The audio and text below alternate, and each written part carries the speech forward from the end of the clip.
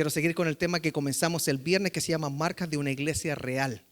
Y fíjese que actualmente se calcula que en el mundo hay más de 30.000 denominaciones cristianas. Y cada denominación cristiana tiene cierta cantidad de iglesias. Cada denominación tiene iglesias en diferentes ciudades y países, y las doctrinas pueden variar. Y la forma de hacer el servicio puede variar también. A eso se le llama la liturgia, o sea, la liturgia varía. ¿Qué es liturgia? Es cómo se hace el servicio.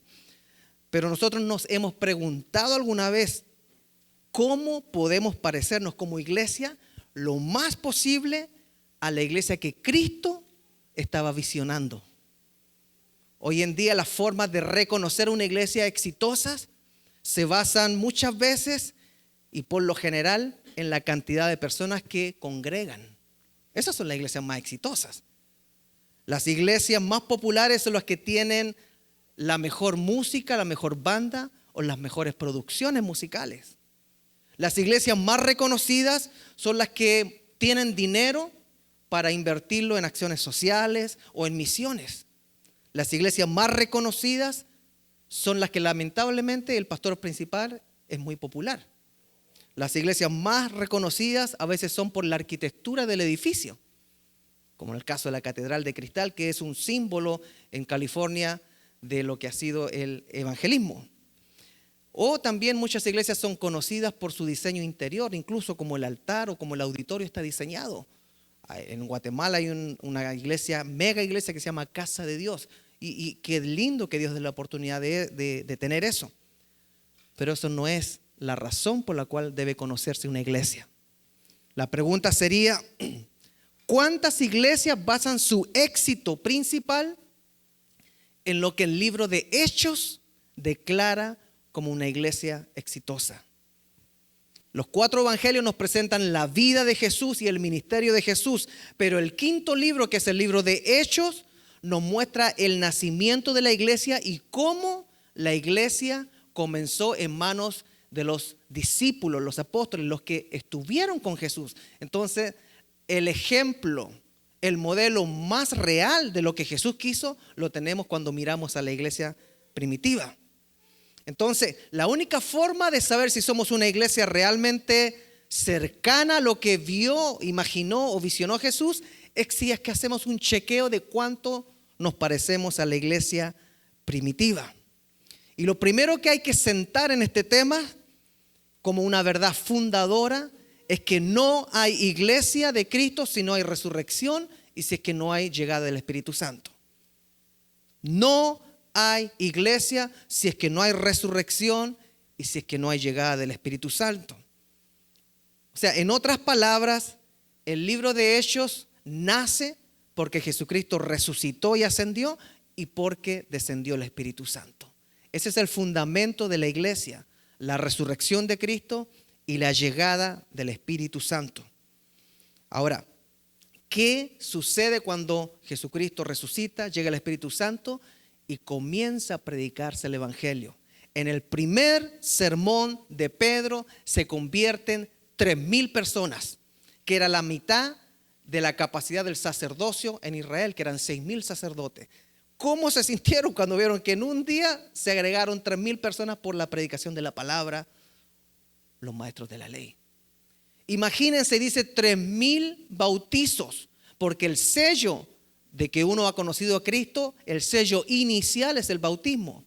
Entonces, la única forma de bautizar a 3.000 personas era que Israel tenía una infraestructura que recibía extranjeros, visitantes que iban a cumplir con la ley y tenían fuentes. Entonces fueron bautizos masivos. Por eso los maestros de la ley, los judíos que estaban a cargo del templo y de todo lo que era el sistema religioso, se asustaron y intentaron detener el movimiento de la iglesia. ¿Qué es lo que pasa cuando una iglesia predica a un Cristo resucitado, llena del Espíritu Santo y después de bautizarse? Hechos 1:8 dice, pero recibiréis poder cuando haya venido sobre vosotros el Espíritu Santo y me seréis testigos en Jerusalén, en toda Judea, en Samaria y hasta lo último de la tierra. Amada iglesia Creekside, Sin la resurrección de Cristo y la presencia del Espíritu Santo, no hay poder para ninguna iglesia. Quizás hay alcance por otras técnicas, pero sin la resurrección y la presencia del Espíritu Santo, la iglesia no tiene un propósito bíblico. Sin la resurrección y la presencia del Espíritu Santo, no habrá guianza divina. Puede haber guianza humana exitosa, pero no divina. Sin la resurrección y la presencia del Espíritu Santo, no habrán victorias guiadas por Dios. Pueden haber logros, pero no victorias guiadas por el Señor. O sea, sin la resurrección, sin la presencia del Espíritu Santo que descendió el día de Pentecostés en la iglesia y sin bautismos en una iglesia, no hay vida en esa iglesia. Por lo menos en la iglesia que Jesucristo estaba creando, de la cual habla el Nuevo Testamento. Después de entender que la resurrección de Cristo y la llegada del Espíritu Santo marcan el comienzo de la iglesia, entonces debemos poner atención a qué sucede después del bautismo. Y esas son las 4 marcas de la iglesia primitiva. Estas 4 evidencias son las que siguen después de que la persona recibe el mensaje, se bautiza y forma parte de la iglesia. Y hay una palabra que es un adjetivo que antecede a estas 4 características de una iglesia. Y esa palabra es firmeza. Es decir, si una iglesia no está firmemente practicando estas 4 cualidades que vamos a estudiar hoy, esa iglesia no está fundada ni basada en la palabra de Dios. Leamos por favor Hechos 2 del 41 al 42. Esto sucedió después de la predicación de Pedro, donde se convirtieron 3,000 y se bautizaron 3,000 y se agregaron a la iglesia. ¿Qué hizo la iglesia entonces? Veamos. Así pues, los que recibieron su mensaje fueron bautizados. Y aquel día se unieron a la iglesia unas 3,000 personas. Y este es el verso clave que vamos a utilizar para nuestro mensaje de hoy. Verso 42. Se mantenían firmes, ¿en qué? En la enseñanza de los apóstoles, en la comunión, en el partimiento del pan y en la oración. 4 cosas. Voy a repetirla. Se mantenían firmes en la enseñanza de los apóstoles, en la comunión, en el partimiento del pan y en la oración. Número 1, entonces, ¿por qué se mantenían firmes en la enseñanza de los apóstoles? El texto comienza diciendo que había una firmeza en la doctrina de los apóstoles. El verso 42 coloca como base entonces para comenzar la iglesia de ya convertidos y bautizados, coloca la doctrina. Ahora, ¿por qué es tan importante destacar esto? ¿Alguna idea? ¿Pero la doctrina, pastor? Claro que sí. Si la iglesia no se limita a enseñar lo que dice la palabra de Dios, entonces va a tener que comenzar a crear adiciones a lo que la palabra sí está tratando de decir y no está tratando de decir. O sea, mientras las interpretaciones no se alejen del texto bíblico, vamos a estar bien, porque se van a mantener en la enseñanza apostólica. Pero si comienzan a alejarse y a agregarse dogmas o teorías, interpretaciones que no aparecen con claridad en la palabra, entonces comienzan a formarse sectas, donde hay que creer cosas extras y seguir cosas extras. Hay que destacar una gran verdad que los acredita al 100% a la iglesia primitiva. Y es que el hecho de que ellos digan que hay que basarse en la doctrina de los apóstoles es que ellos vieron, escucharon y anduvieron con Jesús. Entonces, si la iglesia se va a fundar en un fundamento que es firme, va a ser en base a los apóstoles que vieron, escucharon y caminaron con Jesús, porque ellos recibieron de primera mano el evangelio y ellos lo plasmaron en lo que nosotros conocemos como el Nuevo Testamento. Y fíjese, algo interesante es que aunque a ellos los intimidaran para callarse, ellos valoraban tanto la enseñanza que les dejó Jesús, la enseñanza apostólica en ellos, a sus discípulos, que no les importaba a quién hacían sentir mal y seguían predicando. Ese fue el caso de Pedro y Juan, que fueron llamados ante el concilio en el templo porque estaban revolucionando todo Jerusalén. ¿Cómo se les ocurre convertir a 3,000 a su club y bautizarlos utilizando las fuentes de Jerusalén? ¿Qué culto, secta están creando ustedes? Entonces leemos en Hechos 4, 18, 20, y llamándolos les intimaron a que en ninguna manera hablasen ni enseñasen en el nombre de Jesús.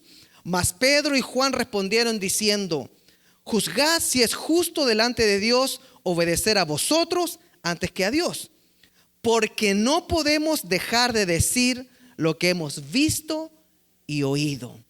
Otra versión dice: no podemos callar lo que hemos visto y lo que hemos oído.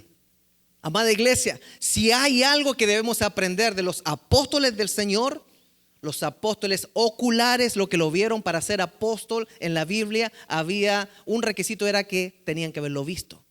Y cuando eligieron reemplazar a Judas, el requisito era que la persona que iba a reemplazar a Judas tenía que haber estado desde el principio con Jesús. A esos apóstoles me refiero, a los que fundaron la enseñanza apostólica del Nuevo Testamento. Y hay algo que hay que destacar en ellos, que eran firmes, eran leales al mensaje que el Señor les dejó, tenían un compromiso total por predicar la palabra, aunque les costara hasta la vida.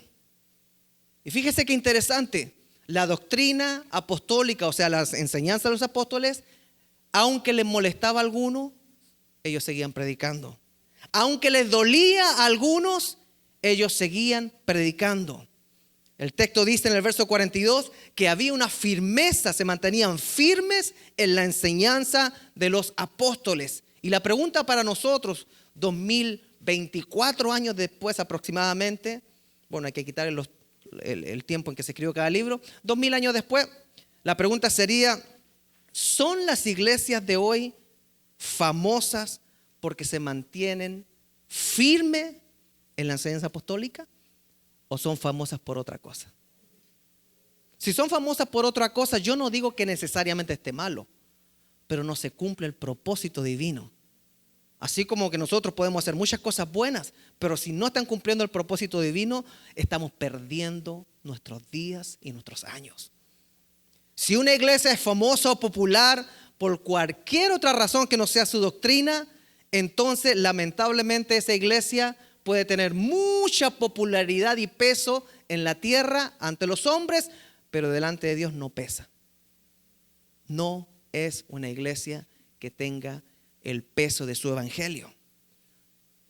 La doctrina apostólica de Cristo es el fundamento del edificio. Jesucristo es la piedra angular que rechazaron los constructores.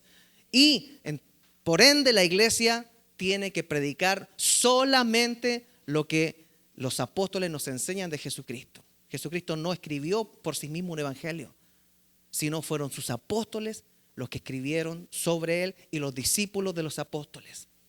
Entonces, cuando hablamos de se mantenían firmes en la enseñanza de los apóstoles, se mantenían firmes en el Nuevo Testamento que se estaba creando. Recordemos esta gran verdad que les he compartido antes. La Biblia no nos dice todo lo que queremos saber, pero nos dice y nos enseña lo que necesitamos saber. Entonces, la primera cualidad de una iglesia verdadera, según el texto, es que la conforman cristianos que están sedientos por aprender más de la palabra.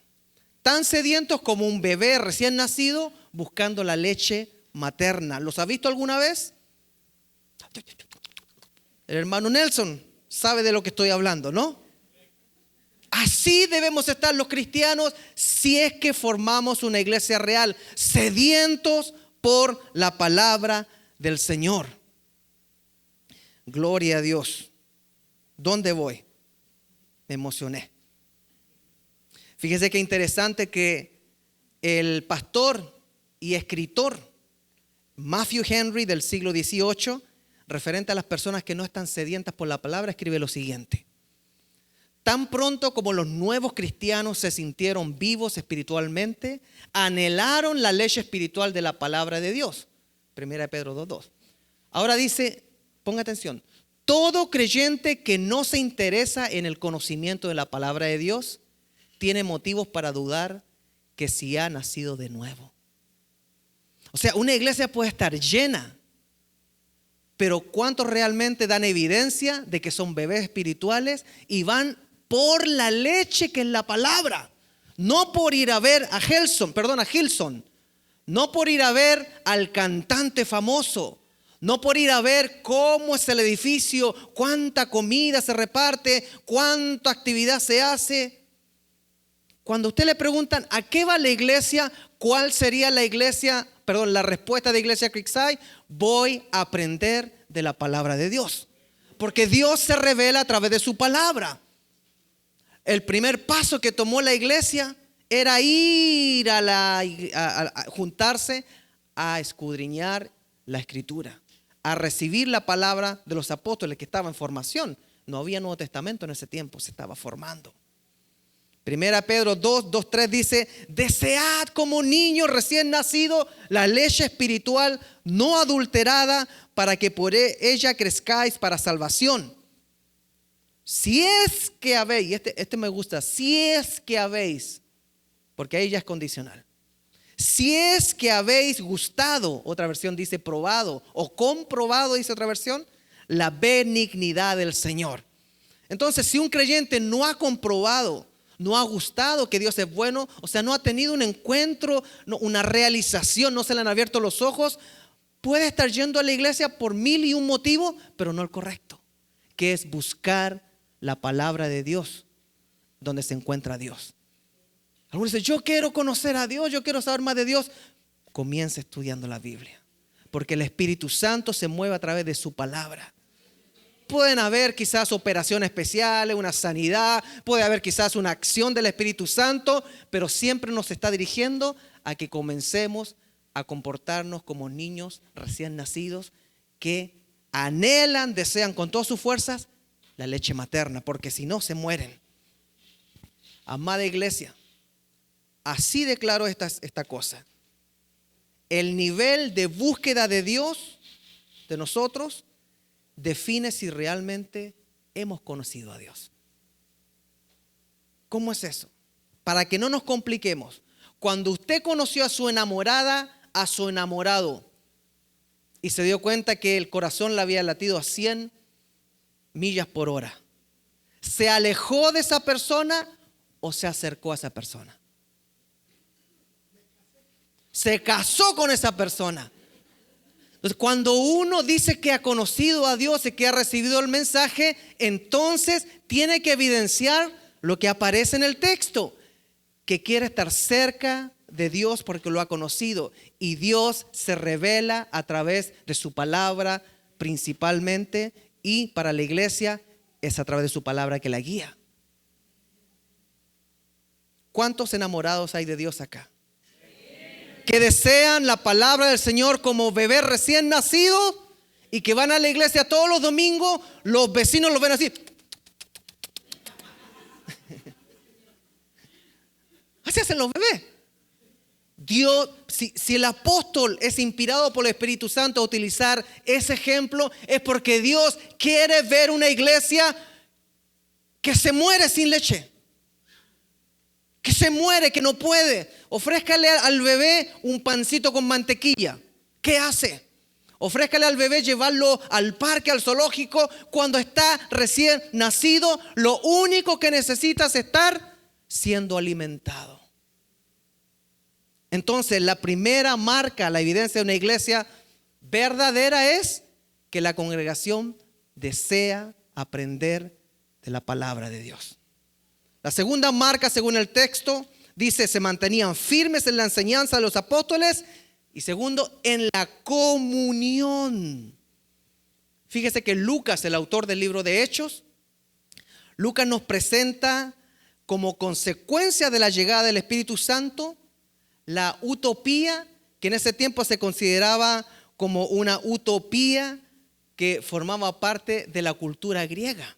Esto de estar juntos en armonía no solamente era consecuencia de lo que estaba haciendo el Espíritu Santo, sino que eso estaba siendo provocado por una idea griega de que lindo sería que todos estuvieran juntos en armonía y se preocuparan unos por otros.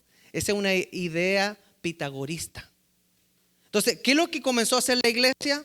La iglesia comenzó a llenar un idealismo griego, pero como consecuencia de que Cristo los había hecho uno. Mire qué interesante. La palabra comunión viene del griego koinonía. Entonces, lo segundo que hacían después de estudiar la palabra, había koinonía en ellos. ¿Y qué significa koinonía? Es participar juntos hacia una meta común. Amada iglesia Creekside, ¿estamos nosotros enfocados en participar juntos, ser uno en una sola meta común, que es presentar a Cristo y crecer espiritualmente nosotros hasta llegar al máximo de la estatura de Cristo que podamos antes de partir? Este tipo de comunión denotaba confianza e intimidad. Por eso sucedían todas las cosas que estaban sucediendo.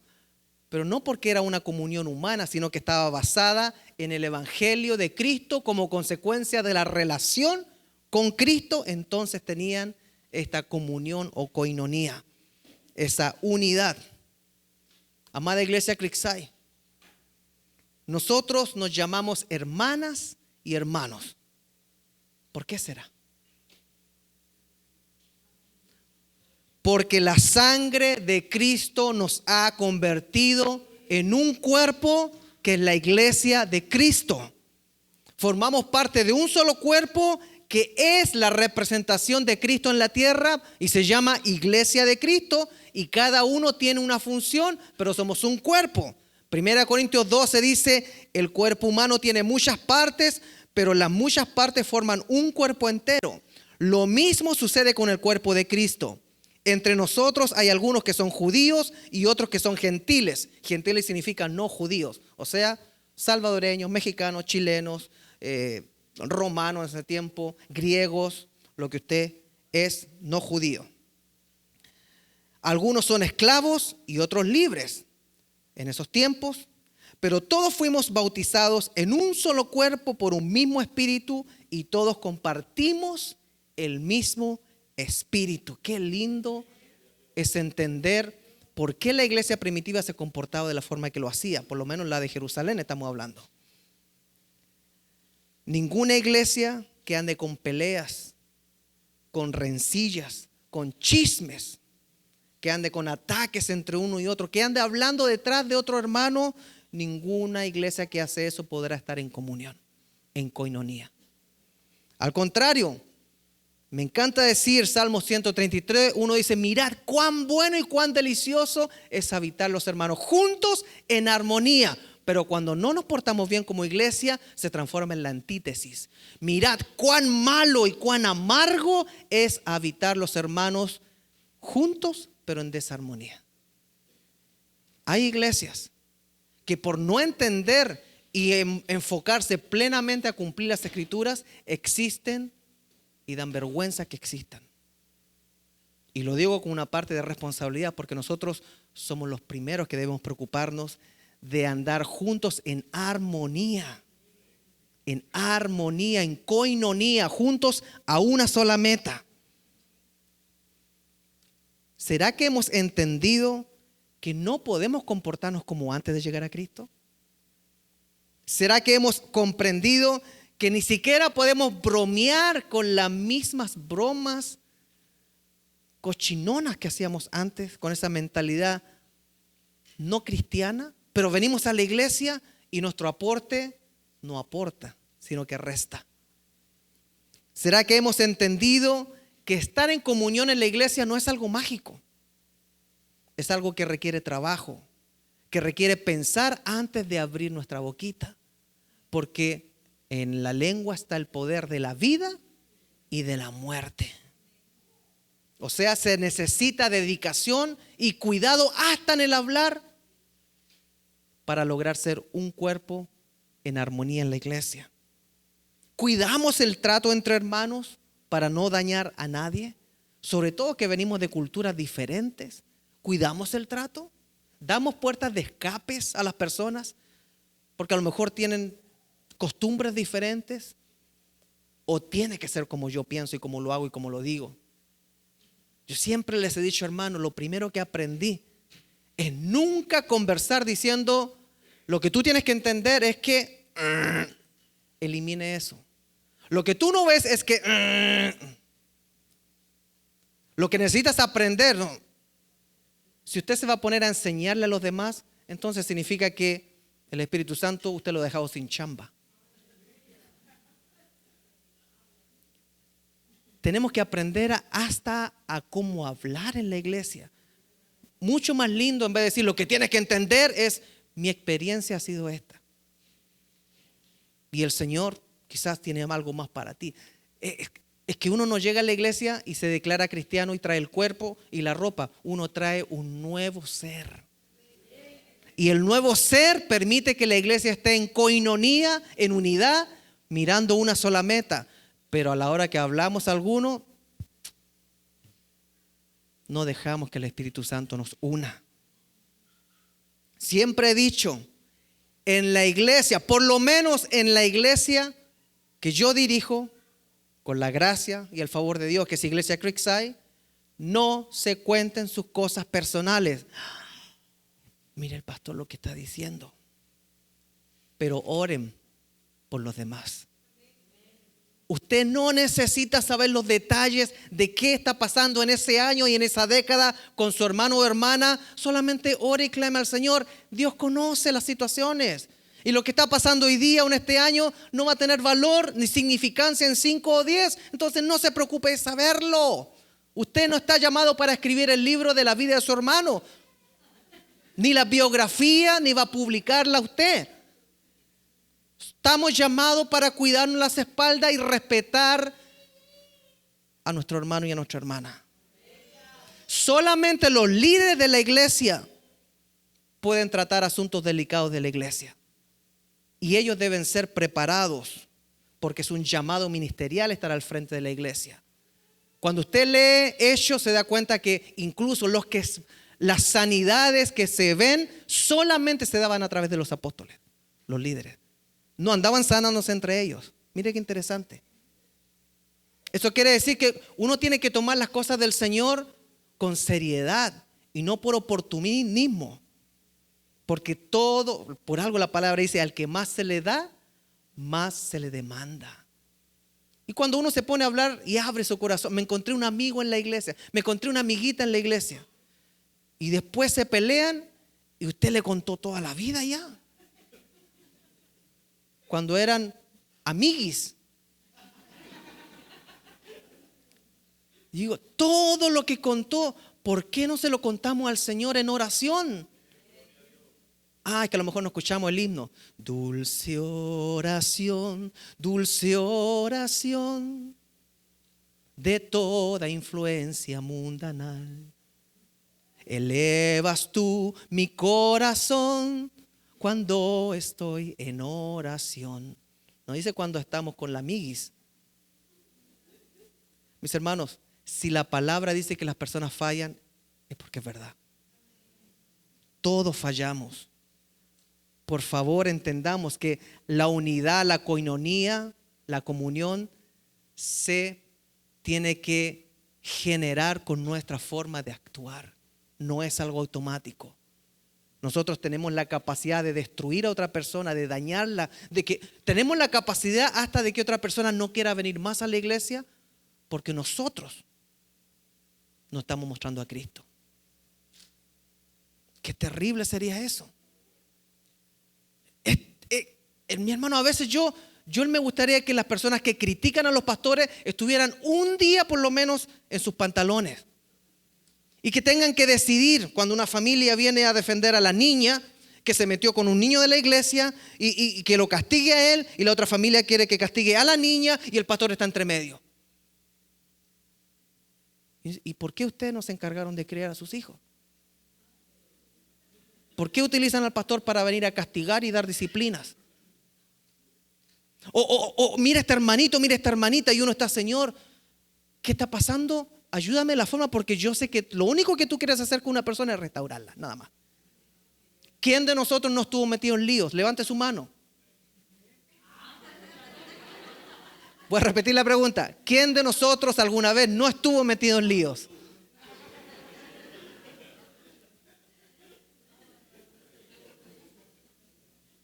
Mis hermanos, todos hemos tenido clavos y tenemos clavos en la familia. Ya dejemos la mentalidad de hablar de los clavos de los demás. Hablemosle al Señor de cómo queremos ver a esa persona bendecida en la iglesia que es el cuerpo de Cristo. ¿Qué nivel de comunión había en la iglesia? Y con esto los voy a asustar.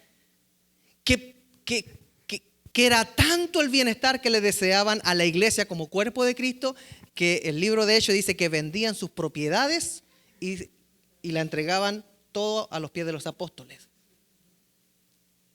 Mi hermano, nosotros, ¿cuánto daríamos por la vida de nuestros hermanos en la iglesia? Recuerdo, esto no sucedía en todas las iglesias, esto era Jerusalén. Habían iglesias mezquinas, que ese es otro punto que podemos ver otro día, que fueron madurando con el apóstol Pablo.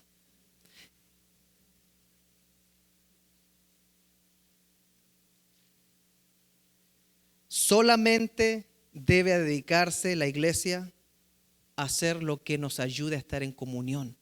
Porque si hay alguna actividad que nos está dividiendo, ¡fuera! ¡Fuera! Esta semana me llamaron, me compartieron un pastor, hay un problema en esta iglesia. ¿Qué pasa? Dije, santo Dios, a ver, si me piden consejo, Señor, ayúdame que sea tu boca y no la mía. Lo que pasa es que están bautizando con poleras negras. Yo inmediatamente entendí, seguramente el pastor está ejemplificando la muerte espiritual, la muerte espiritual que tenía y el nacimiento espiritual que ha tenido, porque la palabra dice, vosotros estabais muertos en tus delitos de pecado. Pero el rollo era el color negro. Dije, Señor, qué difícil es ser pastor a veces. Después vi la polera y decían de muerte a vida. Y eran negras. Y si alguien está viendo esa iglesia, yo no estoy ni un lado ni de otro. Lo único que le estoy diciendo a mi iglesia, mientras esté al frente, hay que trabajar por la unidad. Los comentarios que no van a aportar, los comentarios que van a poner en la espada y la pared a los líderes, guardémoslos. Si no son doctrina esencial. ¿Cuál es la doctrina esencial? La apostólica. ¿Cómo puede ser que las iglesias pierdan la unidad, la coinonía por el color de la alfombra? Se ríen ustedes, pero así es. Por el color del escenario. Porque no se repartieron flores el día de las madres. ¿Really? Pasa. No, a este pastor no le interesan las mamás. Mi hermano, yo quedé traumatizado porque yo cuando salía de la escuela yo cortaba flores a cualquier casa y se las llevaba a mi mamá. Era un ladrón de rosas yo. Pero Dios me cambió. ¿O a poco usted cuando era niño compraban las rosas para llevarle a la mamá? Mi mamá sabía que yo las cortaba y a veces me pillaban las señoras. ¿Qué estás haciendo ahí? Uno agarraba la rosa y salía corriendo. Es para mi mamá. Dios va a entender. ¿Cómo se mantiene esa coinonía, esa comunión de que habla? Esa marca de una iglesia verdadera. No es por el templo grande, ni lleno de personas que ni se conocen. La iglesia primitiva se juntaba en las casas porque los templos no los prestaban para eso. Y fíjese que porque se juntaban en la casa y tenían a Cristo en su corazón, viene la tercera marca, que es el partimiento del pan. El partimiento del pan. Gloria a Dios. Entonces el verso 42 dice, se mantenían firmes en la enseñanza apostólica, ya lo vimos. En la comunión, la coinonía, ya lo vimos. Y ahora tercero, en el partimiento del pan. Muchos teólogos y eruditos concuerdan en que aquí está hablando de que comían juntos, que era una práctica muy usada en la cultura helenista, que es la mentalidad griega de ese tiempo, y también dentro del pueblo judío, comer era un acto de cercanía. Por eso criticaron a Jesús. Come con pecadores, con prostitutas. Y la iglesia comenzó a practicar el comer juntos. Pero no solamente era comer juntos, sino que era comer y después participar de la cena del Señor, que algunos la conocen como la Santa Cena. Yo les he dicho en la iglesia, no hablemos de Santa Cena, la cena del Señor. ¿Por qué no santa? No es que no sea santa, sino que cuando dicen santa nadie se quiere acercar. La cena del Señor es para pecadores que se han justificado con su sacrificio. ¿Lo entendieron? Entonces comían bien rico y después juntos participaban de la cena del Señor, del pan, del vino, en memoria de la muerte, de la resurrección y de la segunda venida de Cristo. Lucas escribió en griego el libro de Hechos, y en su forma de escribir a los lectores primarios, que era la iglesia naciente, se asegura de que entiendan: nosotros estamos viviendo el ideal pitagórico, que es cuidarnos entre nosotros, ser una comunidad que se preocupa por el otro, pero no por Pitágoras, sino por Cristo, porque Cristo derramó la sangre que nos unió. La diferencia de la iglesia de Cristo a la idea griega pitagórica es esencialmente que Cristo dio su vida y murió para formar Iglesia Creekside, y resucitó para empoderar a Iglesia Creekside, y Él mismo se bautizó para dar el ejemplo que debemos bautizarnos, como lo han hecho algunos hermanos ya, a los cuales yo le doy gracias al Señor por eso. Pero ahora, ¿qué viene? Ahora viene buscar ser una iglesia real. ¿Qué es lo que hace la iglesia real? Número uno, firmemente se planta en la enseñanza apostólica, o sea, en el Nuevo Testamento. Está en comunión, en coinonía y el partimiento del pan. Una iglesia que la pasa bien, que la pasa bomba, que la pasa chancho y la pasa chévere, pero no tiene la palabra de Dios dentro de ella, entonces es simplemente una iglesia muerta donde se pasa bien. Y escuche esto, hay lugares de muerte donde se pasa bien, pero son caminos de muerte, de perdición. Angosto es el camino que lleva a la salvación, pero ancho es el party, donde hay todo tipo de cosas que nos gustan en la carne. Una iglesia que tiene a Cristo como el centro de ella no puede transformarse en un club social, sino se transforma en un lugar donde aburren porque siempre se habla de Cristo. Si alguien va a dejar de ir a la iglesia, que vaya por esto. No quiero ir a la iglesia. ¿Por qué? Porque ustedes no paran de hablar de Cristo. Gloria a Dios. Se cumplió el propósito.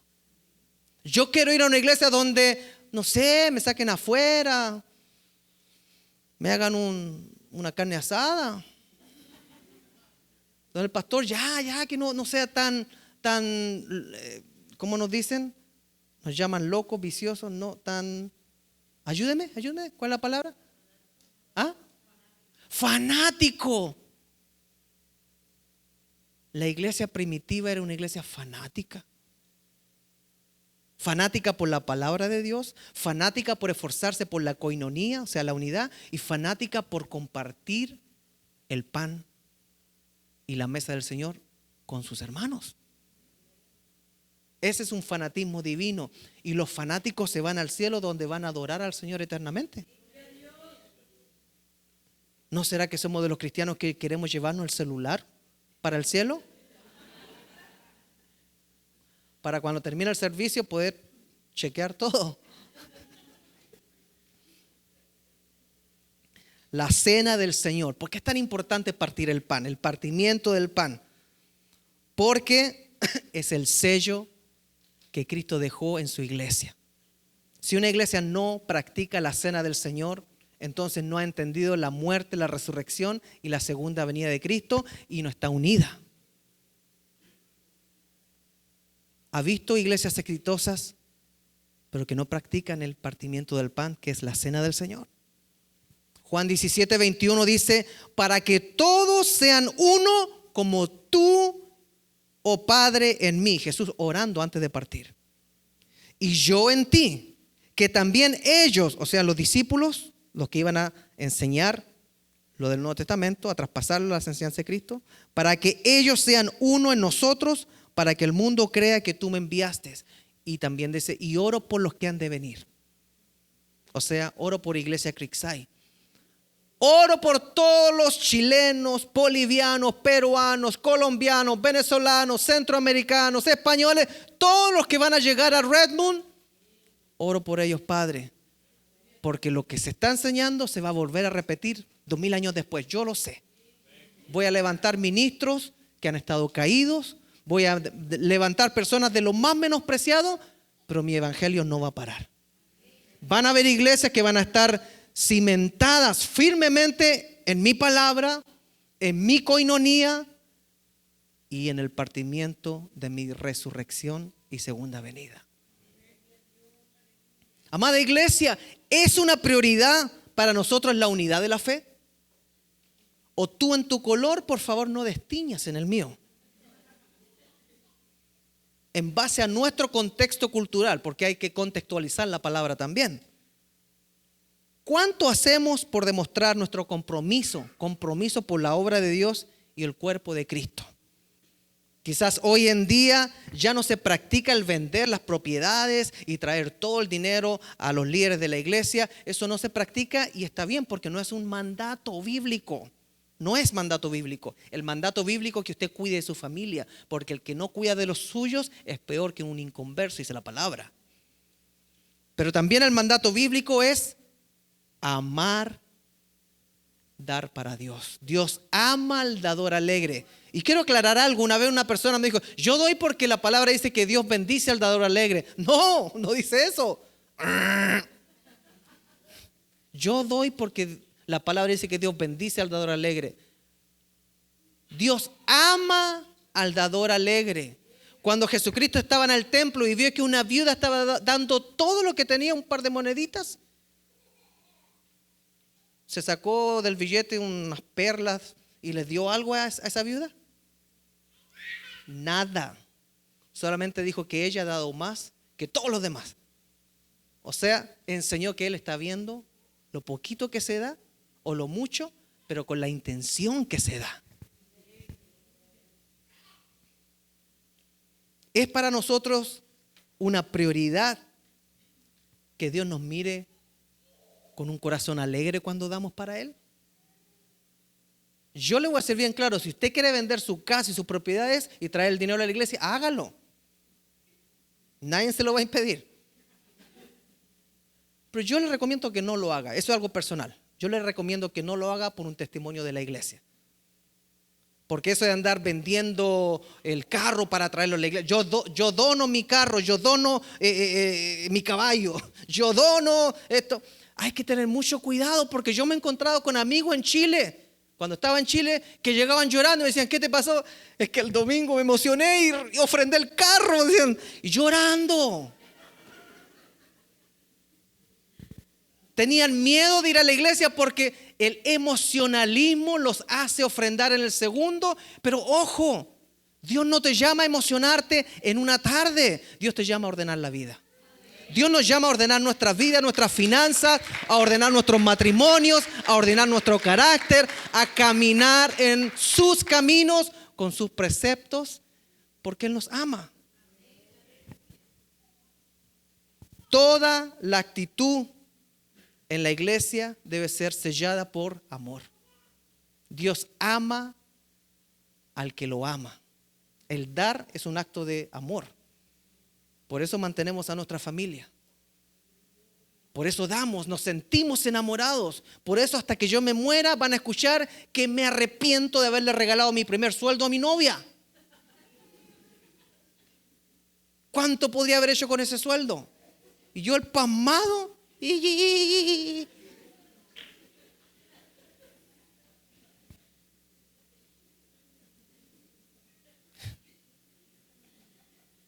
El partimiento del pan ellos lo hacían preocupándose de que todos comieran. Quizás nosotros debemos preocuparnos de que todos los de la iglesia cristiana coman.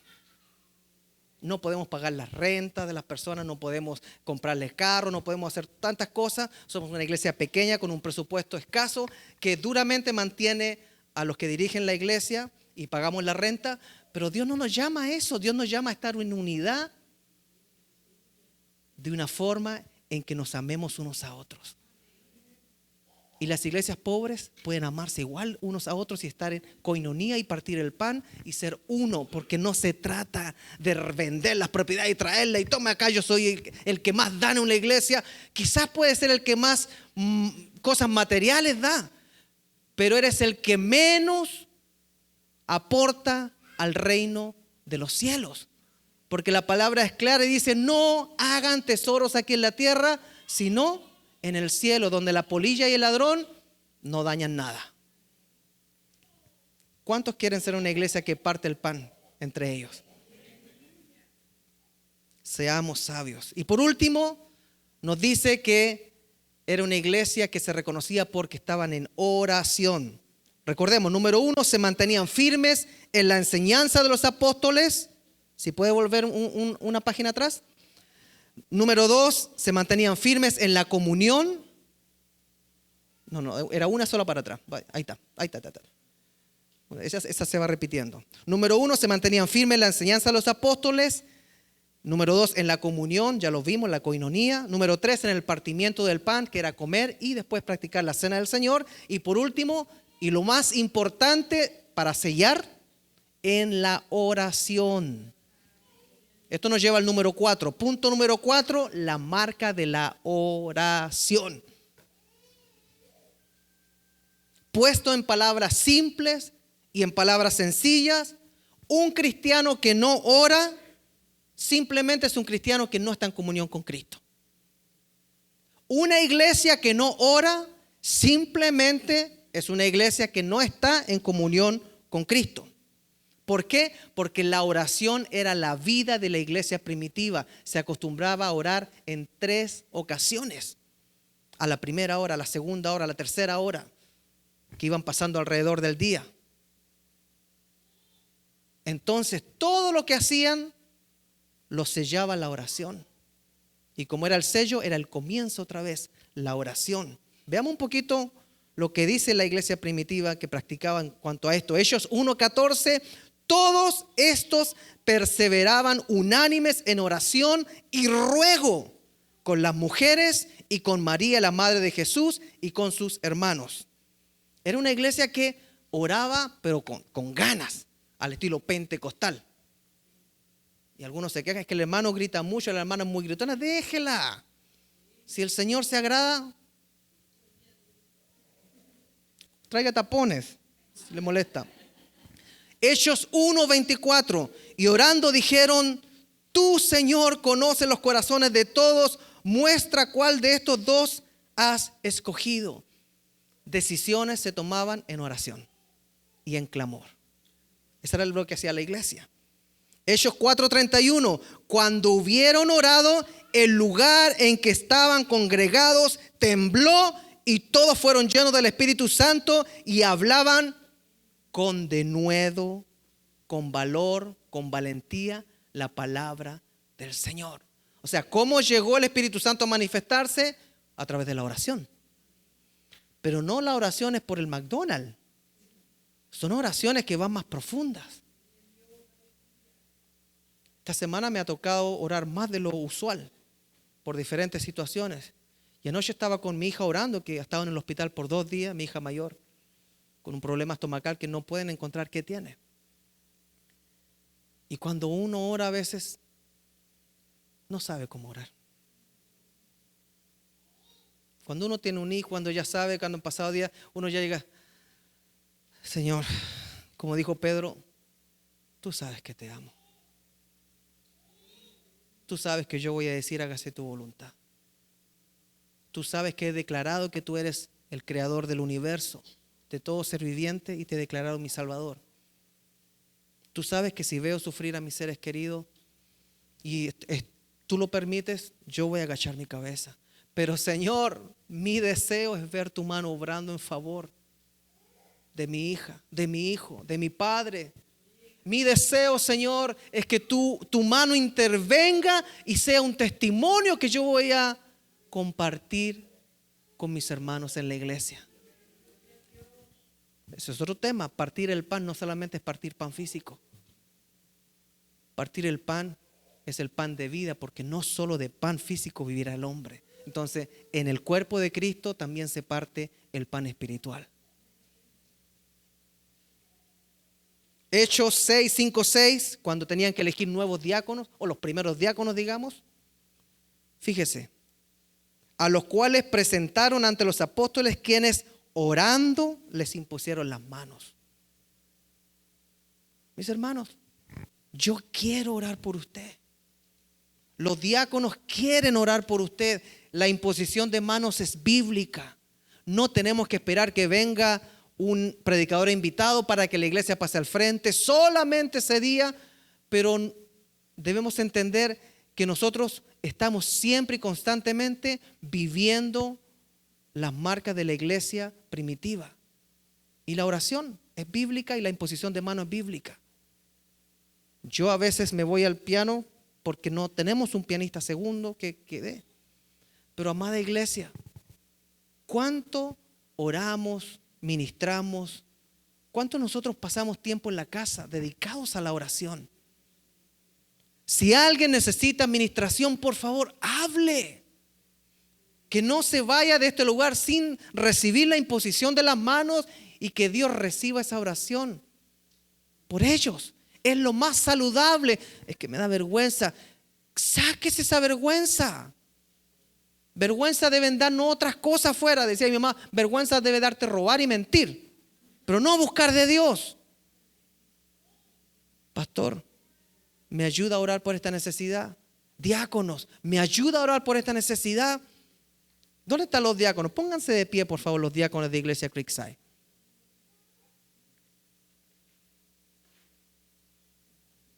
Me falta una, pero creo no está aquí. Ahí atrás. Aquí están los 5 diáconos de Iglesia Creekside. Mis hermanos, la iglesia primitiva ponía los ojos en sus líderes. No están llenando una posición. A ellos se les demanda más, se les exige más y van a tener que dar cuenta a Dios por los que han estado a cargo de ellos, no del pastor solamente. Ellos están para orar por usted, no para copucharle, para orar por usted, para escucharlos y orar. Constantemente estamos en capacitación, no para ser profesionales de la consejería, sino para ser siervos que ministren restauración del Espíritu Santo a las personas. Pueden sentarse, hermanos.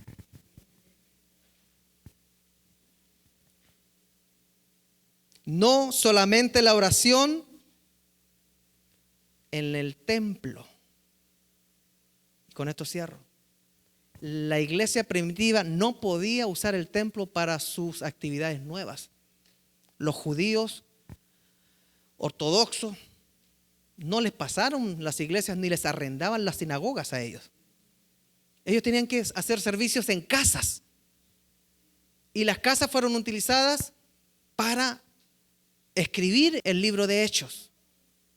O sea, habían personas que eran más pudientes y tenían casas grandes porque se metían muchas personas y a veces era un grupo pequeño donde firmemente escudriñaban las escrituras, la enseñanza apostólica y nada más. Firmemente estaban en comunión, en coinonía.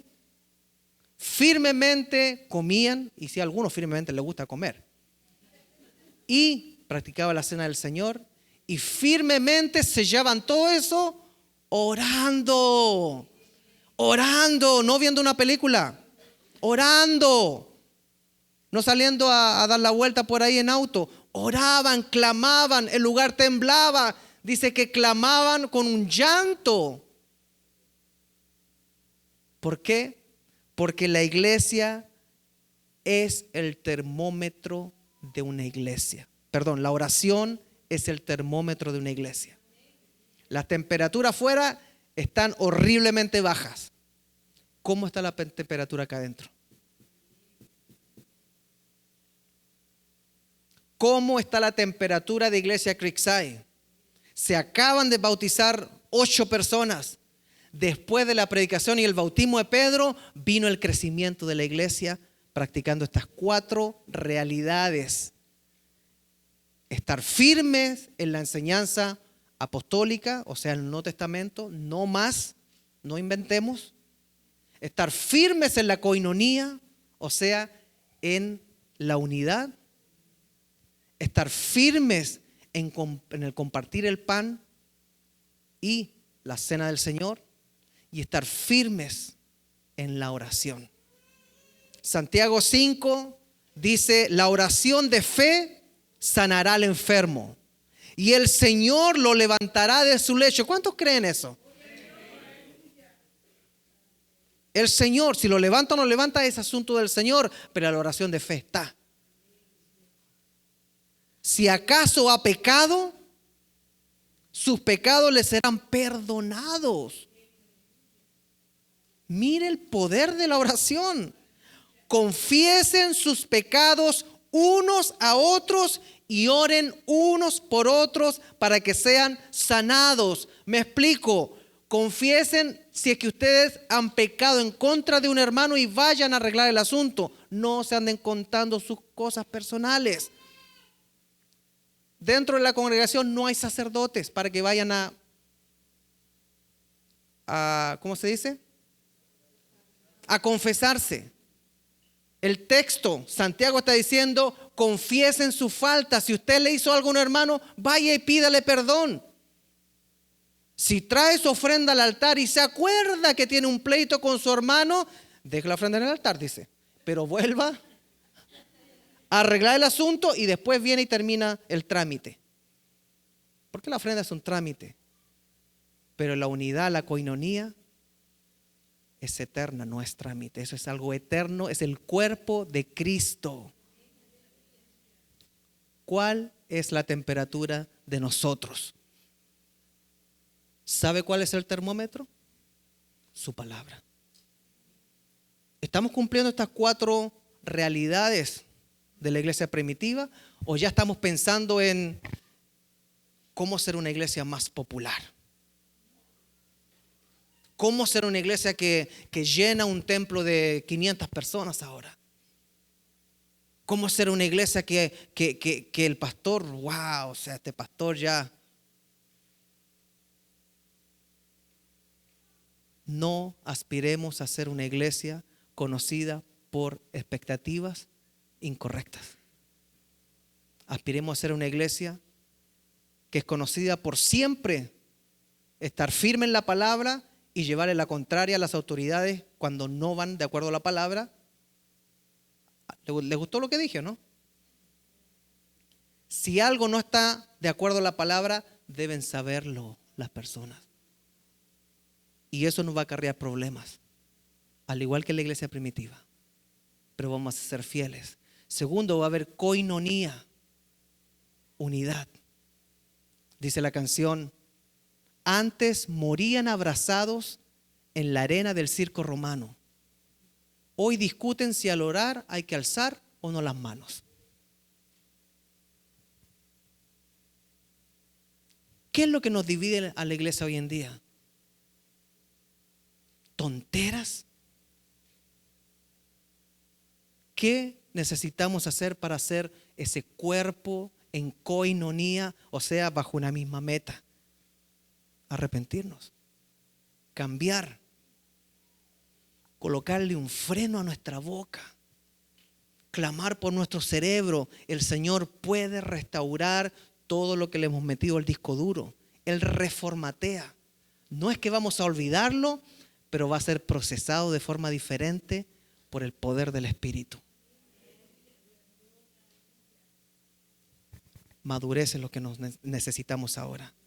Solamente madurar para seguir bautizando personas y enseñándoles que guarden las cosas que Él ha mandado. Vuelvo a repetir el texto base. Hechos 2, 41, 42 habla sobre la comunidad de los creyentes. Así pues, los que recibieron su mensaje fueron bautizados y aquel día se unieron a la iglesia unas 3,000 personas.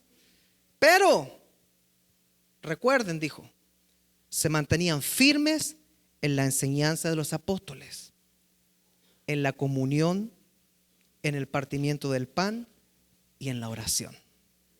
Pongámonos de pie, por favor.